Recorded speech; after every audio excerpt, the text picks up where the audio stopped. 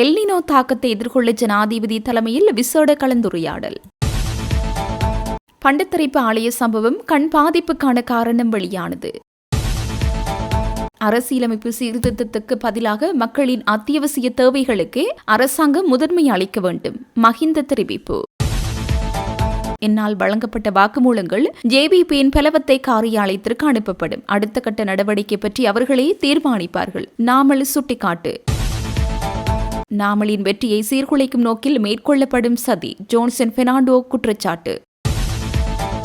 நாட்டை காப்பாற்றிய மஹிந்த ஜோஷித மீது பழிவாங்கல், அரசாங்கத்தின் ஊழல்கள் மூடி மறைப்பு. பொதுஜன பெரமுன குற்றச்சாட்டு. அரச புலனாய்வு பிரிவின் பணிப்பாளர் சுரேசாலையின் மனைவி ஜனாதிபதியிடம் விடுத்துள்ள கோரிக்கை. வலி வடக்கு காணி விடுவிப்பு போராட்டம். இபிடிபி பிரதேச சபை உறுப்பினரிடம் வாக்குமூலம் பதிவு. கல்முனை வைத்தியசாலை சீருடை விவகாரம் மனித உரிமைகள் ஆணைக்குழு விசாரணை. கடற்படை முகாம் ஒன்றில் தடுத்து வைக்கப்பட்டுள்ள ஹரக்கட்டா, நீதிமன்றத்தில் அறிக்கை.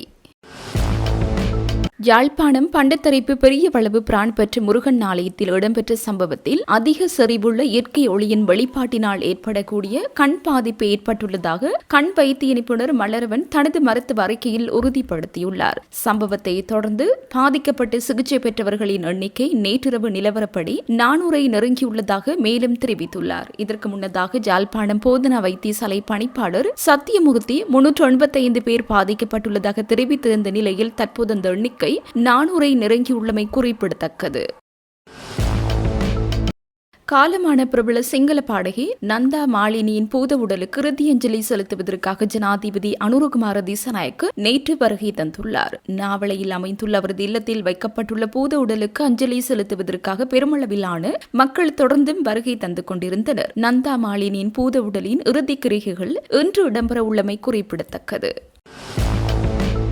எல்னினோ காலநிலை தாக்கத்தை எதிர்கொள்வதற்காக நியமிக்கப்பட்ட விசேட அமைச்சரவை உபகுழு மற்றும் அதிகாரிகளின் குழு கூட்டம் ஜனாதிபதி அனுரகுமார திசாநாயக்க தலைமையில் நேற்று ஜனாதிபதி செயலகத்தில் நடைபெற்றது. இதுவரை பாதிக்கப்பட்டுள்ள எல்னினோ நிலைமையால் எழுந்துள்ள பிரச்சினைகளுக்கு தீர்வு காண எடுக்கப்பட்டுள்ள நடவடிக்கைகளின் முன்னேற்றம் குறித்தும், மக்களின் குடிநீர் தேவை மற்றும் ஏனைய நீர் தேவைகள் மற்றும் விவசாய நடவடிக்கைகளுக்கு தேவையான நீரை வழங்குவதற்காக முன்னெடுக்கப்பட்டு வரும் வேலைத்திட்டங்கள் குறித்தும் நீரை வழங்குவதற்காக முன்னெடுக்கப்பட்ட வரும் வேலை திட்டங்கள் குறித்தும் ஜனாதிபதி இதன்போது வினவினார். கடந்த கால பருவத்தில் முன்னெச்சரிக்கையுடன் விவசாய நடவடிக்கைகள் மேற்கொள்ளப்பட்டதன் காரணமாக பயிர்ச்சேதங்கள் குறைந்த மட்டத்தில் காணப்படுவதாக விவசாய அமைச்சு அதிகாரிகள் இதன்போது சுட்டிக்காட்டியதுடன், மக்களின் குடிநீர் தேவை மற்றும் ஏனைய நீர் தேவைகளை பூர்த்தி செய்ய நடவடிக்கை எடுக்கப்பட்டு வருவதாகவும் குறிப்பிட்டனர். அத்துடன் வளிமண்டலவியல் திணைக்களத்தின் எதிர்வுகூறல்களின்படி எதிர்வரும் ஆண்டு பிப்ரவரி, மார்ச் மற்றும் ஏப்ரல் மாதங்களில் மீண்டும் முழு நாட்டிற்கும் கடுமையான வறண்ட காலநிலை நிலவக்கூடும் எதிர்வு கூறப்பட்டுள்ள நிலையில் அந்த தாக்கத்தினால் விவசாயம், பெருந்தோட்ட தொழில், நன்னீர் மீன்பிடி தொழில் மற்றும் நீர் மற்றும் மின்சார விநியோகத்திற்கு ஏற்படக்கூடிய தாக்கங்கள் மற்றும் அந்த நிலைமை எதிர்கொள்வதற்காக தயாரிக்கப்பட்டுள்ள திட்டங்கள் குறித்தும் இதன்போது ஜனாதிபதி வினவினார். பாதிக்கப்படக்கூடிய காலப்பகுதியில் மக்களுக்கு அத்தியாவசியமான பொருட்கள் மற்றும் சேவைகளை தடையின்றி பேணுவதுடன் அனர்த்தத்தால் பாதிக்கப்படும் மக்களின் பொருளாதாரம் இயல்பு நிலைக்கு திரும்பும் வரை அவர்களை பாதுகாப்பதற்கான வேலை திட்டங்களை நடைமுறைப்படுத்த வேண்டிய அவசியத்தை இதன்போது சுட்டிக்காட்டிய ஜனாதிபதி அனர்த்த முகாமைத்துவ பிரிவுடன் இணைந்து நடவடிக்கைகளை திட்டமிடுமாறும் அதிகாரிகளுக்கு பணிப்புரை விடுத்தார். தற்போது பிரதான நீர்த்தக்கங்களில் காணப்படும் நீர் கொள்ளளவு, தடையற்ற குடிநீர் விநியோகத்தை உறுதி செய்தல் மற்றும் விவசாய நடவடிக்கைகளுக்கு தேவையான நீரை வழங்குவதுடன் எதிர்கால விவசாய திட்டங்கள் மற்றும் தேசிய உணவு பாதுகாப்பை உறுதி செய்வதற்காக எடுக்கப்பட்டுள்ள நடவடிக்கைகள் குறித்தும் ஜனாதிபதி இதன்போது விசாரித்தார். பிரதான நீர்த்தக்கங்கள், சிறு நீர்ப்பாசனம் மற்றும் சிறிய குளங்கள் மூலம் நீரை வழங்கும் குறிப்பிட்ட நுகர்வோர் சதவீதங்கள் குறித்து தெளிவான தரவு முறை இருக்க வேண்டிய அவசியத்தையும், வறண்ட காலநிலையினால் அதிகமாக பாதிக்கப்படக்கூடிய பகுதிகளை முன்கூட்டியே அடையாளம் காண்பதன் முக்கியத்துவத்தையும் இதன்போது சுட்டிக்காட்டிய ஜனாதிபதி, நீர்வட்டு ஒன்றை மேற்கொள்ள நேரிட்டால் நீர்த்தக்கங்கள் முழுமையாக வற்றும் வரை காத்திருக்காமல் அந்த பகுதி மக்களுடன் பேசி முறையான வேலைத்திட்டம் ஒன்றை தயாரிக்குமாறும் பணிப்புரை விடுத்தார். அதேபோல் குளங்கள், ஆறுகள் மற்றும் ஓடைகள் முழுமையாக வற்றும் பகுதிகளை அடையாளம் காண வேண்டும் எனவும் அத்தகைய இடங்களில் வாழும் மக்களுக்கு குடிப்பதற்கு மாத்திரமின்றி ஏனைய நாளாந்த தேவைகளுக்கு நீரை வழங்க வேண்டியிருக்கும் என்பதால் அது தொடர்பான அபாயத்தை வரைபடமாக்கி தயாராக இருப்பதன் முக்கியத்துவத்தையும் ஜனாதிபதி சுட்டிக்காட்டினார். பயன்படுத்த முடியாத மட்டத்தில் உள்ள நீர்மூலங்களை சுத்திகரித்துக் கொள்ள பிராந்திய செயலாளர்களுக்கு அனுமதி வழங்குவது தொடர்பாகவும் இதன்போது கலந்துரையாடப்பட்டது. அக்டோபர் மாதத்தில் கிடைக்கும் முதல் மழையுடன் நீர்த்தக்கங்களிலிருந்து நீர் வெளியேற்றப்படும் வரை காத்திருக்காமல் மழை நீரை பயன்படுத்தி நிலத்தை தயாரிக்கும் பணிகளை ஆரம்பிக்க திட்டமிட்டுள்ளதாக இதன்போது குறிப்பிடப்பட்டுள்ளதுடன் அங்கு நீர்ப்பாசன திணைக்களமும் மகாவலி அதிகார சபையும் இணைந்து கூட்டு திட்டம் ஒன்றின்படி செயற்பட வேண்டிய அவசியத்தையும் ஜனாதிபதி சுட்டிக்காட்டினார். அத்துடன் எதிர்வரும் பெரும்போகத்திற்கு தேவையான விதை நெல் மற்றும் உர விநியோகத்திற்காக நடைமுறைப்படுத்தப்படும் வேலை திட்டம் குறித்தும் ஜனாதிபதி வினவினார். எல்னினோ தாக்கத்தினால் நன்னீர் மீன்பிடித்துறைக்கும் மீன் உற்பத்திக்கும் ஏற்படக்கூடிய தாக்கம் மற்றும் அதற்கான முன்னெச்சரிக்கை நடவடிக்கைகள் குறித்தும் இதன்போது கவனம் செலுத்தப்பட்டதுடன் பாதிக்கப்பட்ட மீனவ சமூகத்தின் ஜீவனோபாய வழிகள் இயல்பு நிலைக்கு திரும்பும் வரை அவர்களை பாதுகாப்பதற்காக திட்டங்களை திட்டமிடுமாறும் ஜனாதிபதி பணிப்புரை விடுத்தார். பெருந்தோட்டத்துறைக்கு ஏற்படக்கூடிய தாக்கம் மற்றும் அந்த நிலை எதிர்கொள்வதற்காக தயாரிக்கப்பட்டுள்ள வேலை திட்டம் குறித்தும் வனவிலங்கு வலயங்களில் உள்ள விலங்குகளின் நீர் தேவைகளை பூர்த்தி செய்ய எடுக்கக்கூடிய நடவடிக்கைகள் குறித்தும் இதன்போது கலந்துரையாடப்பட்டது. அத்துடன் எதிர்வரும் அக்டோபர் மாதம் முதல் ஆரம்பமாகும் மழை வீழ்ச்சியின் போது உச்ச நீர்கொள்ளளவை சேகரித்துக் கொள்வதற்காக நீர்ப்பாசன கட்டமைப்பை உடனடியாக புனரமைப்புக்குட்படுத்த வேண்டிய அவசியத்தையும் ஜனாதிபதி சுட்டிக்காட்டினார். இந்த ஆண்டில் துண்டிப்பு ஏதுமின்றி மின்சாரத்தை வழங்குவதற்கும் அடுத்த ஆண்டு பிப்ரவரி, ஏப்ரல் காலத்தில் நீர்த்தக்கங்கள் வற்றி போவதனால் ஏற்படக்கூடிய வலுசக்தி அபாயத்தை எதிர்கொள்வதற்காக சாதாரண வேலையை விட அதிகப்படியான உபரி மின்திறனை திட்டமிட்டு பேணுவது தொடர்பாகவும் இதன்போது கலந்துரையாடப்பட்டது. தொண்டைமனாறு செல்வச்சன்னதி ஆலய சூழலில் தடையை மீறி வெற்றிலை மென்றவாறு நடமாடிய ஐவருக்கு 50,000 ரூபாய் தண்டப்பணம் விதித்து பருத்தித்துறை நீதவான் நீதிமன்றம் உத்தரவிட்டுள்ளது. வருடாந்த மகோற்சவம் நடைபெற்று வரும் சூழ்நிலையில் ஆலயத்தின் சுற்றுப்புறச் சூழலை வல்வெட்டித்துறை நகரசபையினர் சுகாதாரமாக பேணி வருவதுடன் ஆலய சுற்றுப்புறமானது புகையிலையற்ற மண்டலமாக சுகாதார தரப்பினரால் அறிவிக்கப்பட்டுள்ளது. குறித்த மண்டலத்தினால் புகையிலை சார் பொருட்கள் விற்பனை செய்வதும் பயன்படுத்துவது முற்றாக தடை செய்யப்பட்டுள்ளது. இந்நிலையில் குறித்த பகுதியில் வெற்றிலை மென்ற வண்ணம் ஆலய சுற்றுப்புறத்தில் காணப்பட்ட 5 பேருக்கு எதிராக கடந்த 2026 8/20 அன்று வல்வெட்டித்துறை நகரசபையின் பொது சுகாதார பரிசோதகரான பத்தினேசினால் பருத்தித்துறை நீதவான் நீதிமன்றத்தில் வழக்கு தாக்கல் செய்யப்பட்டது. குறித்த வழக்கானது அன்றைய தினமே விசாரணைக்கு எடுத்துக் கொள்ளப்பட்ட போது சம்பந்தப்பட்டவர்கள் குற்றச்சாட்டை ஏற்றுக்கொண்டதன் அடிப்படையில் தலா 10,000 ரூபாய் வீதம் மொத்தம் 50,000 ரூபாய் தண்டப்பணம் அறவிடப்பட்டமை குறிப்பிடத்தக்கது. நாமல் ராஜபக்சவுக்கு இருக்கும் மக்கள் ஆதரவை பொறுத்துக் கொள்ள முடியாத அரசாங்கம் அவரை நிதி குற்றப்பிரிவுக்கு அழைத்து விசாரணை நடத்தி வருகின்றது என முன்னாள் அமைச்சர் ஜோன்சன் பெர்னாண்டோ தெரிவித்துள்ளார். நாடாளுமன்ற உறுப்பினர் நாமல் நிதி குற்றப்புலனாய்வு பிரிவுக்கு விசாரணைக்கு அழைக்கப்பட்டமை குறித்து ஊடகங்களுக்கு கருத்து தெரிவிக்கும் போது அவர் மேற்கண்டவாறு குறிப்பிட்டுள்ளார். அவர் மேலும் தெரிவிக்கையில், நாமல் ராஜபக்சவை தொடர்ச்சியாக விசாரணைக்கு அழைப்பது அரசாங்கத்தின் ஒரு தோல்வியுற்ற முயற்சி.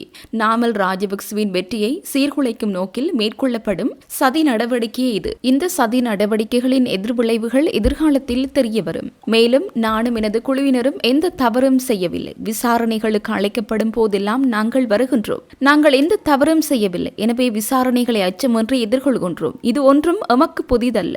நாமல் ராஜபக்சவுக்காக இப்போது மக்கள் பெருமளவில் அணிதிரள்கின்றனர். எனவே இதனை ஏற்றுக்கொள்ள முடியாத அரசாங்க தரப்பால் இதுபோன்ற சதி நடவடிக்கைகள் மேற்கொள்ளப்பட்டு வருகின்றன. இதற்கான விளைவுகளை எதிர்காலத்தில் சந்திக்க நேரிடும் என்று குறிப்பிட்டுள்ளார்.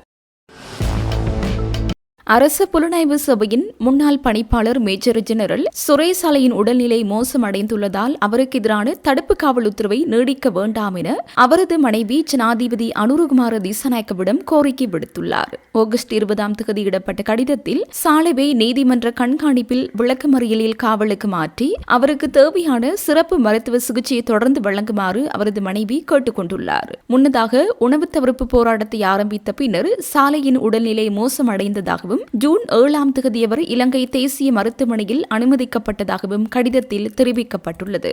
பின்னர் ஜூன் 27 அன்று இருதய சிகிச்சை பிரிவுக்கு அவர் மாற்றப்பட்டார். தொடர்ந்து இருதய பிரச்சினைகள் காரணமாக அவருக்கு இதய கருவி பொருத்தப்பட்டதாகவும் அவரது மனைவி தெரிவித்துள்ளார். இந்த சிகிச்சைக்கு பின்னர் சாலைவுக்கு தொடர்ச்சியான சிறப்பு மருத்துவ கண்காணிப்பு அவசியம் என்றும் தேசிய மருத்துவமனையிலிருந்து மீண்டும் காவலுக்கு மாற்றுவது அவரது உயிருக்கு ஆபத்தை ஏற்படுத்தும் என்றும் அவர் எச்சரித்துள்ளார். எனவே தற்போதைய தடுப்பு காவல் உத்தரவை மாற்றி விளக்கமறியல் காவலுக்கு அனுமதிக்குமாறும் சாலையின் மனைவி ஜனாதிபதி அனுரகுமார திசாநாயக்கவிடம் கோரியுள்ளார். அத்துடன் சாலை அல்லது அவரது குடும்பத்தினர் விசாரணைக்கு இடையூறு செய்யவோ தலையிடவோ மாட்டார்கள் என்றும் அதிகாரிகளுடன் முழுமையாக ஒத்துழைக்க தயாராக இருப்பதாகவும் அவர் உறுதியளித்துள்ளார். நாட்டில் தற்போது சர்ச்சைக்குள்ளாகியுள்ள 22வது அரசியலமைப்பு திருத்தத்துக்கு பதிலாக மக்களின் அத்தியாவசிய தேவைகளுக்கு அரசாங்கம் முதன்மைத்துவம் அளிக்க வேண்டும் என முன்னாள் ஜனாதிபதி மஹிந்த ராஜபக்ச வலியுறுத்தியுள்ளார். கொழும்பில் ஊடகங்களுக்கு கருத்து தெரிவிக்கும் போது அவர் மேற்கண்டவாறு தெரிவித்தார். அவர் மேலும் தெரிவிக்கையில், தற்போது பேசப்பட்டு வரும் 22வது அரசியலமைப்பு சீர்திருத்தத்தை கொண்டு வருவதை விட மக்களுக்கு ஆற்ற வேண்டிய பல பணிகள் அரசாங்கத்திற்கு இருக்கின்றன. மக்களுக்கு தேவையான அத்தியாவசிய பணிகளை முழுமையாக செய்து முடித்த பின்னர் இவ்வாறான எந்த ஒரு சட்ட திருத்தத்தையும் கொண்டு வருவதில் ஆட்சேபனை இல்லை.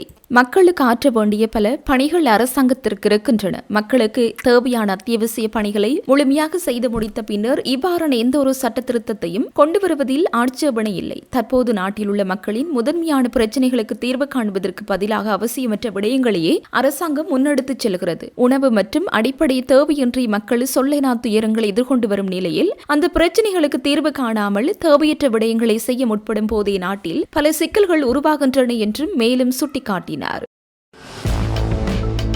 என்னால் வழங்கப்பட்ட வாக்குமூலங்கள் போலீஸ் மா அதிபர் ஊடாக பெலவத்தையில் உள்ள மக்கள் விடுதலை முன்னணியின் தலைமை அலுவலகத்திற்கு அனுப்பப்பட்டு அடுத்ததாக நான் எப்போது வர வேண்டும் என்பதை அவர்களே தீர்மானிப்பார்கள் என ஸ்ரீலங்கா பொதுஜன பெரமுன கட்சியின் தேசிய அமைப்பாளரும் பாராளுமன்ற உறுப்பினருமான நாமல் ராஜபக்ச சுட்டிக்காட்டினார். தங்காலை விடுதி தொடர்பாக நிதி குற்றப்புலனாய்வு பிரிவில் ஆஜராகி பல மணி நேர விசாரணையின் பின்னர் ஊடகங்களுக்கு கருத்து தெரிவிக்கும் போது அவர் மேற்கண்டவாறு தெரிவித்தார். அவர் மேலும் தெரிவிக்கையில், இந்நாட்டில் உள்ள ஹோட்டல்களில் பாதியும் பல கட்டடங்களும் என்னுடையது என கூறுவதை கேட்கும் போது எனக்கு மட்டற்ற மகிழ்ச்சியே ஏற்படுகிறது. நபர் ஒருவர் தங்காலையில் வாங்கிய விடுதியை எவ்வாறு பெற்றார் என்று விளக்க முடியாமல் போகும்போது அதனை நாமல் ராஜபக்சவுடையது என கூறி தப்பிக்க பார்க்கிறார். நல்லாட்சி அரசாங்கத்தின் காலத்திலும் கூட அப்போதைய ஜனாதிபதி தேர்தல் மேடைகளில் துபாய் மெரியட், வெலிகம ஹோட்டல் உள்ளிட்ட பல சொத்துக்கள் என்னுடையது என பிரச்சாரம் செய்தார். அன்று ஊழல் ஒழிப்பு குழுவில் இருந்தவர்களே இன்று ஆட்சியில் இருக்கிறார்கள். அன்று அவர்கள் தாங்களாகவே புனைந்து கூறிய பொய்களுக்கு இன்று சட்ட பூர்வமான தன்மையை கொடுக்க முயல்கிறார்கள். எப்போது அழைத்தாலும் விசாரணைக்கு வந்து ஒத்துழைப்பு வழங்க நாங்கள் தயாராக இருக்கின்றோம். அவ்வாறு கூறப்படும் ஹோட்டல் மற்றும் கொழும்பு ஏழில் அமைந்துள்ள வீடு ஆகியவை என்னுடையவை என்றால் பல்கலைக்கழக மாணவர்களுக்கு விடுதி வசதி பிரச்சனை இருப்பதால் அந்த இடத்தை அவர்களுக்கு வழங்க முடியும். அரசாங்கம் தனது அரசியல் தேவைகளுக்காக பழிவாங்கும் நோக்கத்துக்காகவும் மக்கள் பணத்தை வீணடித்து இவ்வாறான நிறுவனங்களை பயன்படுத்தி வருகிறது. விசாரணைக்கு வருமாறு அழைக்கும் போதெல்லாம் நாம் வருகின்றோம். ஏனெனில் நாம் எந்த தவறும் செய்யவில்லை. அரசாங்கம் பொய் சாட்சிகளை உருவாக்கி நீதித்துறைக்கு அழுத்தங்களை கொடுக்க முயற்சித்தால் அதற்கு நாம் பயப்பட போவதில்லை. நாட்டில் சுயாதீனமான நீதித்துறை இயங்க வேண்டும் என்பதிலும் மதிப்பிற்குரிய நீதிபதிகள் மீதும் எங்களுக்கு முழு நம்பிக்கை உள்ளது. பெலவத்தை அலுவலகத்திலிருந்து அறிவித்தல் வரும்போது மீண்டும் விசாரணைக்கு வருவேன். அரசாங்கம் மிகவும் பதற்றம் அடைந்துள்ளது தெளிவாக தெரிகின்றது. இந்த பதற்றத்தை வைத்துக் கொண்டு அரசாங்கம் விவசாயிகள், இளைஞர்கள் மற்றும் மக்களின் அன்றாட பிரச்சனைகளுக்கு தீர்வு காண முயற்சிக்க வேண்டும். என்னை அடிக்கடி இங்கு அழைப்பதால் எதுவும் ஆகப் போவதில்லை. நான் எதற்கும் அஞ்சப் போவதில்லை. என்னுடைய சொத்துக்கள் மற்றும் பொறுப்புகள் குறித்து விசாரணைகள் நடக்கும் போது ஆளும் கட்சியினர் என்னை பற்றி என்ன நினைக்கிறார்கள் என்பதை எண்ணி மகிழ்கின்றேன். அதே நேரம் சிலர் தங்களது சட்டவிரோத சொத்துக்களையும் அநியாயமாக சம்பாதித்த பணத்தையும் பாதுகாத்துக் கொள்வதற்காக மற்றவர்களின் பெயர்களை பயன்படுத்தி பொய் குற்றச்சாட்டுகளை சுமத்துவது குறித்து கவலையடைகின்றேன். இவ்வாறான செயல்களால் இந்நாட்டு மக்களுக்கு எந்த ஒரு நியாயமும் கிடைக்கப் போவதில்லை என்றார்.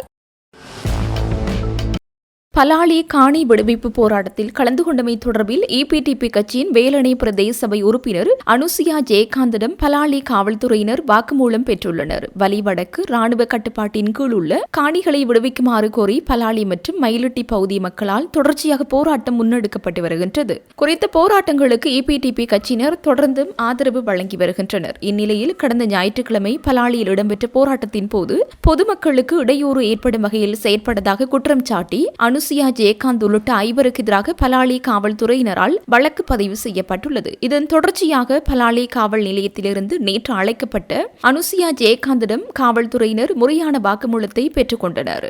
இந்த விசாரணையின் போது சட்டத்தரணி ஸ்ரானிஸ்லஸ் செலஸ்டின், EPTP கட்சியின் ஊடக செயலாளர் ஸ்ரீகாந்த் பன்னீர்செல்வம் மற்றும் கட்சியின் வலிவடக்கு நிர்வாக செயலாளர் ஜெயபாலசிங்கம் ஆகியோரும் அவருடன் சென்றிருந்தனர். இதே நேரம் வாக்குமூலம் பதிவு செய்யப்பட்டதன் பின்னர் காவல் நிலையத்திலிருந்து வெளியேறிய EPTP உறுப்பினர்கள் உடனடியாகவே மயிலிட்டில் இடம்பெற்ற மக்கள் போராட்டத்திலும் கலந்து கொண்டமை குறிப்பிடத்தக்கது.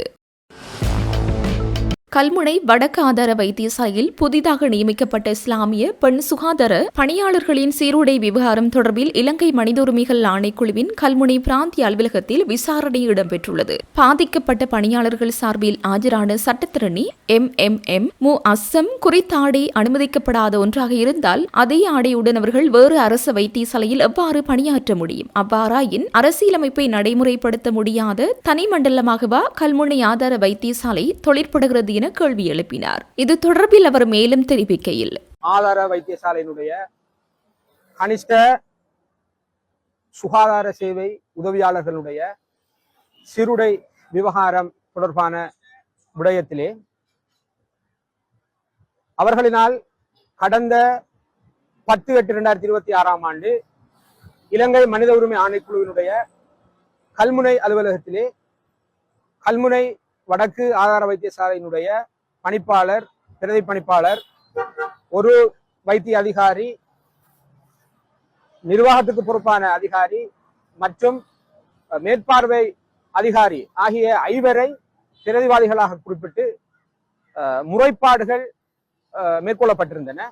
அது தொடர்பான விசாரணை இன்று 18/8/2026 இலங்கை மனித உரிமை ஆணைக்குழுவினுடைய கல்முனை அலுவலகத்திலே மேற்கொள்ளப்பட்டிருந்தது. முறைப்பாட்டாளர்கள் அனைவரும் பிரசன்னமாக இருந்தார்கள். அவர்கள் சார்பிலே நான் அவர்களுடைய காப்புத்தியோத்தராக தோன்றியிருந்தேன் ஆணைக்குழுவின் முன்னிலையிலே. அதே போன்று பிரதிவாதிகள் 5 4 பணிப்பாளர் நீங்களாக 4 பங்கு பெற்றிருந்தார்கள். அவர்கள் சார்பிலே ஒரு விசேட வைத்திய நிபுணர் ஒருவரும் காப்பு உத்தியோகத்தராக ஆணைக்குழுவின் முன்னிலையிலே பிரசன்னமாக இருந்தார். நாங்கள் குறித்த இந்த சுகாதார சேவை கனிஷ்ட பணியாளர்களினுடைய சீருடை விவகாரம் தொடர்பிலே அரசியல் அமைப்பினுடைய, நாட்டினுடைய மீவுயர் சட்டமாகிய அரசியல் அமைப்பினுடைய உறுப்புரைகள் எவ்வாறு மீறப்பட்டிருக்கின்றன என்பது தொடர்பான விளக்கத்தை ஆணைக்குழு முன்னிலையிலே வழங்கினோம். அந்த அடிப்படையிலே குறிப்பாக அரசியலமைப்பிலே பாராதீனப்படுத்த முடியாத உறுப்புரை 10, உறுப்புரை 11, உறுப்புரை 12, அதனுடைய உபபிரிவு 1, 2 மற்றும் உபபிரிவு 14, 1 EFG ஆகிய உறுப்புரைகள் அப்பட்டமாக இவர்களினால் மீறப்பட்டிருந்தமை, அதாவது பிரதிவாதிகளினால் மீறப்பட்டிருந்தமையை ஆணைக்குழுவின் முன்னிலையிலே நாங்கள் சமர்ப்பணமாக மேற்கொண்டிருந்தோம்.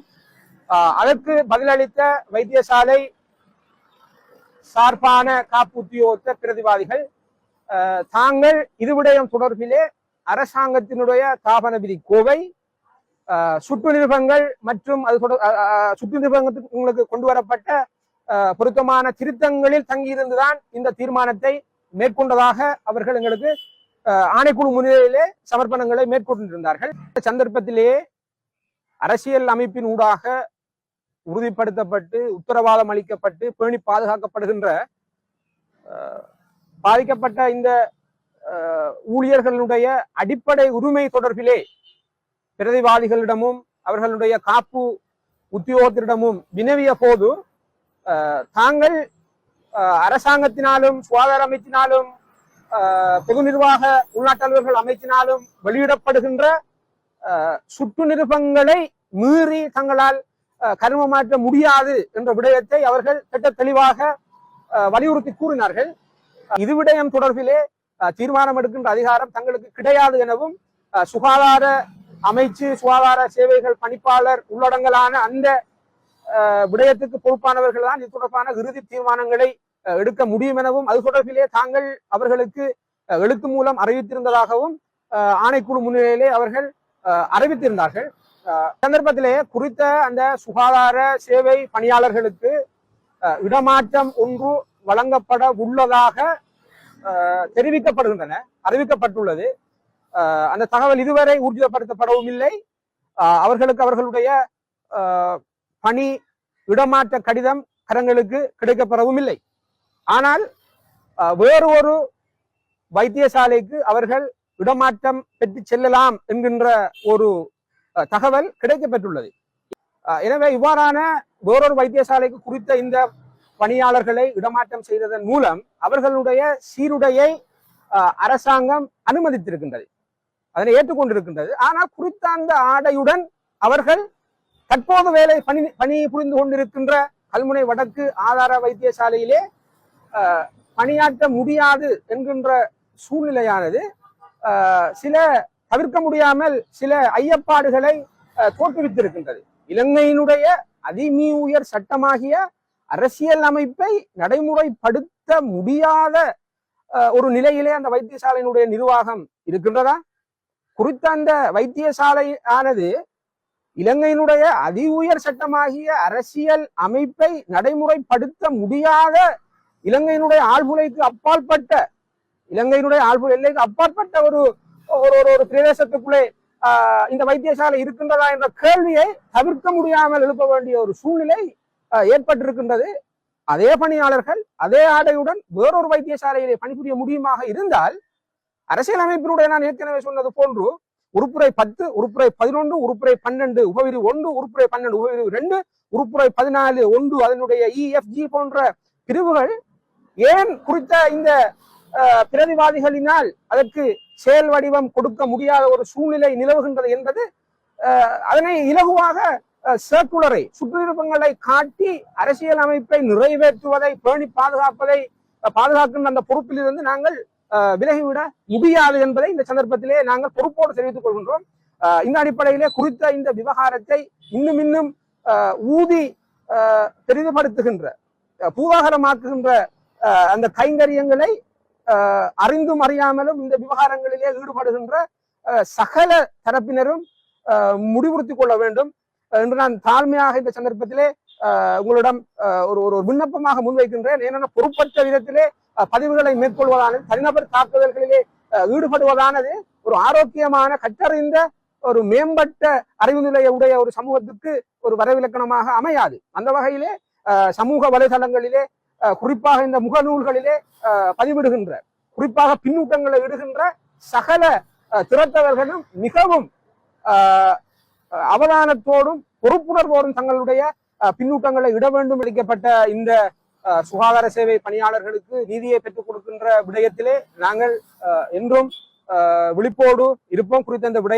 விடயத்தை அதாவது சுற்றுத்துவத்துக்கும் அரசியல் யாப்பினுடைய உறுப்புகளுக்கும் இடையிலான இந்த மோதல் தன்மையை சமரசம் செய்கின்ற இந்த விடயத்தை உரிய அரச அமைச்சு உரிய அரசினுடைய திணைக்களங்களுக்கு நாங்கள் எழுத்து மூலம் கொண்டு சென்று இதற்கான தீர்வை நிரந்தரமான ஏனெனில் சுகாதார சேவையை பொறுத்தவரையிலே சுகாதார சேவை இந்த கனிஷ்ட பணியாளர்களுக்கு மாத்திரமல்ல தாதிய உத்தியோகத்தர்களுக்கும் இதனை நேரொத்த பிரச்சனைகள் காணப்படுகின்றன. எனவே ஒரு முழு வீச்சிலே இது தொடர்பான பரந்துபட்ட அடிப்படையில் ஒரு தீர்வொன்றை கண்டடையும் பொருட்டு இதனை உரிய அமைச்சு திணைக்களங்கள் மற்றும் சுகாதார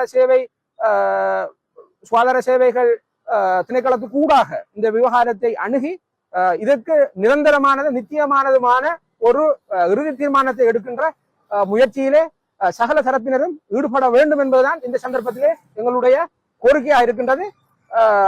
குறித்த இந்த பாதிக்கப்பட்ட பணியாளர்களுடைய உரிமைகளை பேணி பாதுகாக்கின்ற விடயத்திலே நாங்கள் தொடர்ந்தும் அவதானமாக இருப்போம் என்ற விடயத்தையும் இந்த சந்தர்ப்பத்திலே நாங்கள் பொறுப்போடு பதிவு செய்து கொள்ள விரும்புகின்றோம்.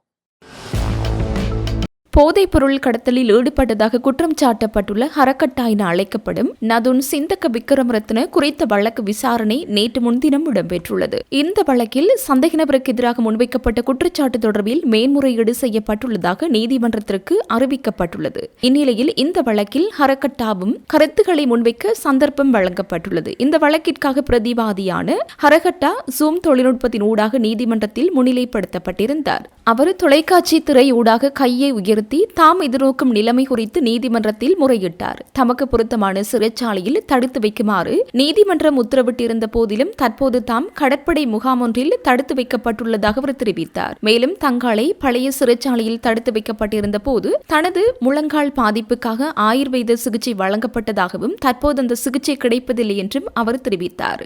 இதன்போது ஹரகட்டா சார்பில் முன்னிலையான சட்டத்திரணி சாலிய சமரசிங்க தமது சேவை பெறுநரை பொருத்தமான சிறைச்சாலையில் தடுத்து வைக்குமாறு நீதிமன்றம் உத்தரவிட்டிருந்த போதிலும் அவர் தற்போது கடற்படை அதிகாரிகளின் பொறுப்பில் தடுத்து வைக்கப்பட்டுள்ளதாக நீதிமன்றத்தின் கவனத்திற்கு கொண்டு வந்தார். இந்நிலையில் போதைப் பொருள் கடத்தலில் ஈடுபட்டதாக குற்றம் சாட்டப்பட்டுள்ள ஹரக்கட்டா என அழைக்கப்படும் நதுன் சிந்தக விக்ரமரத்ன உள்ளிட்ட பிரதிவாதிகளுக்கு எதிராக பயங்கரவாத தடுப்புச் சட்டத்தின் கீழ் தாக்கல் செய்யப்பட்டுள்ள குற்றச்சாட்டுகளை தொடர்ந்து முன்னெடுத்துச் செல்ல முடியாது என கொழும்பு மேல் நீதிமன்றம் அண்மையில் வழங்கிய உத்தரவுக்கு எதிராக மேல்முறையீடு செய்யப்பட்டுள்ளதாக சட்டமா அதிபர் திணைக்களம் கொழும்பு மேல் நீதிமன்றத்திற்கு அறிவித்தது. இந்த வழக்கு கொழும்பு மேல் நீதிமன்ற நீதிபதி புத்திக சி ராகுல முன்னிலையில் விசாரணைக்கு எடுத்துக் கொள்ளப்பட்டது. இதன்போது அரசு தரப்பு சார்பில் முன்னிலையான அரசு சட்டத்திரணி சஜித் பண்டார நீதிமன்றம் முன்னர் வழங்கிய உத்தரவுக்கு எதிராக மேன்முறையீடு செய்யப்பட்டுள்ளதாக தெரிவித்தமை குறிப்பிடத்தக்கது. கடந்த காலத்தில் 3 தசாப்தங்களாக நிலவிய யுத்தத்தை முடிவுக்கு கொண்டு வந்து நாட்டை காப்பாற்றிய தலைவர்கள் மீதும் அதில் பங்கெடுத்த ராணுவ வீரர்கள் மீதும் பழிவாங்கும் நடவடிக்கைகள் முன்னெடுக்கப்படுவதாக முன்னாள் பாராளுமன்ற உறுப்பினர் ஜகத்குமார குற்றம் சுமத்தியுள்ளார். அன்று மஹிந்த ராஜபக்ச நாட்டை காப்பாற்றவும் படையினரின் மனதை தைரியப்படுத்தவும் தனது மகன் ஜோஷித்த ராஜபக்சவை கடற்படையில் சேர்த்தார். அப்படி செய்யாவிட்டால் பிரபாகரன் இந்நாட்டை தனது அரசாங்கமாக மாற்றியிருப்பார். வடக்கு சென்று இன்று குட்டிக்கரணம் அடைக்கும் ஜனாதிபதி உள்ளிட்ட எவராலும் அங்கு சென்றிருக்க முடியாது. ஆனால் நாட்டை காப்பாற்றிய யோஷித்த ராஜபக்ச மீது இன்று தொடர்ச்சியாக வழக்குகள் போடப்படும் அதே நேரம் தற்போதைய அரசாங்க உறுப்பினர்கள் மீதான 300க்கும் மேற்பட்ட கொள்கலன் கடத்தல், நிலக்கரி ஊழல் மற்றும் பிரம்மாண்ட முறைகேடுகள் தொடர்பான குற்றச்சாட்டுகள் லஞ்ச ஊழல் ஆணைக்குழுவால் ஏனைய நீதிமன்றங்களாலும் மூடி மறைக்கப்படுவதாக அவர் சுட்டிக்காட்டினார். ஸ்ரீலங்கா பொதுஜன பெரமுன தலைமையகத்தில் நடைபெற்ற ஊடகவியலாளர் சந்திப்பில் கலந்து கொண்டு கருத்து தெரிவிக்கும் போது அவர் மேற்கண்டவாறு தெரிவித்துள்ளார். அவர் மேலும் தெரிவிக்கையில், வளமும் அழகும் மிக்க வாழ்க்கை